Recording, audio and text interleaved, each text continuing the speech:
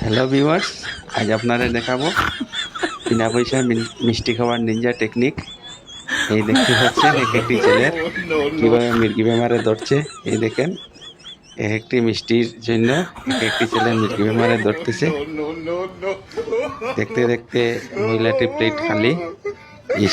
সে দেখেন কি অবস্থা, হায় রে হায়, কি অবস্থা করছে দেখেন। আসছে আসছে, আরেকজন আসছে। আয় আয় ভাই, আয় জলদি আয়, জলদি আয়। আসছে, এই পড়ছে পড়ছে পড়ছে, এই খাইছে।